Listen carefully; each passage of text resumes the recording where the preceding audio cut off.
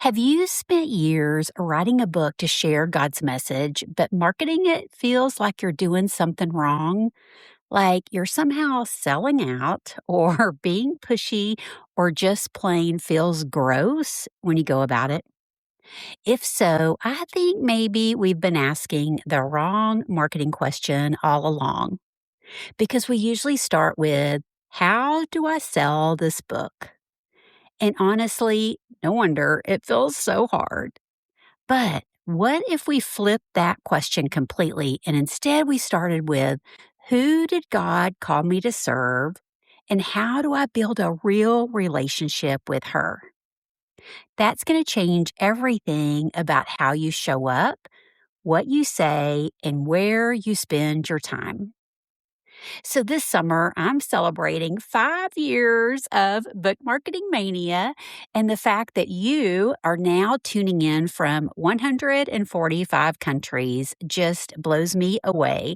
I'm so thankful, and all the glory for that goes to God. But more than celebrating, I also feel pulled back to my original who and my why. So here's a sneak peek at what's coming up on the show, including three words that are going to anchor everything we talk about together coming up. And that's reach, relate, remember. Because the end goal for all of us has never been about more marketing. It's about building those reader relationships that actually last. And I can't wait to help you build them. So, this summer also marks about 10 years since God started making something really clear to me when attending and speaking at the She Speaks conference. I loved marketing, still do, and hated writing. Ooh, still do. But I kept hearing you say the opposite, whether that was at the conference or online or in real life. You loved writing, but hated the marketing. It felt gross, overwhelming, confusing. And hopefully, through 5 years here on the podcast, we've helped you with that between me and my incredible guest. But lately, I just keep feeling that pull back to where I first started. And my who is you, Women Marketing Christian Nonfiction Books. And my why is because I really feel that God's calling us to not only write our messages, but share them too. And oh my gosh, my heart has been changed so much for the better by reading your books and allowing you to show me what God has really done in your life and how I can go dig into his word and I can build my own relationship with him through that. And I would have never gotten to the point where I'm at if I hadn't read the Christian nonfiction books that I have. I could just crap about it. So anyway, I just think that we make book marketing way harder than it should be because we're always asking that question, how do I sell this book?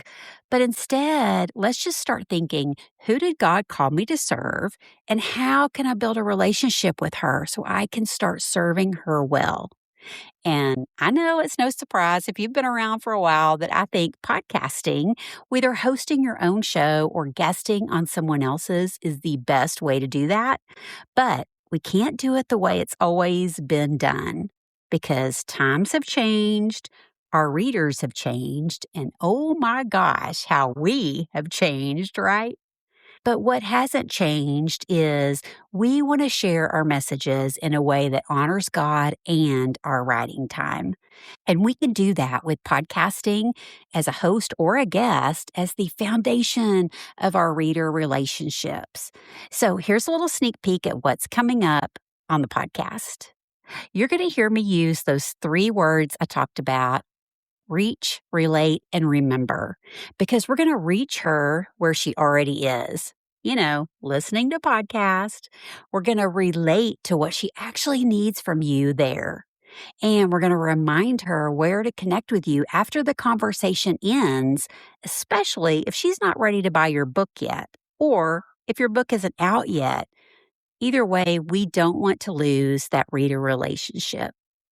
We're going to talk about why book marketing really starts long before your launch, why your author platform is more than a number, why you may be reaching the right readers, but the marketing still isn't working, why podcast guesting isn't just a launch strategy, and how hosting and guesting can actually work together if you choose without turning you into a full-time podcaster.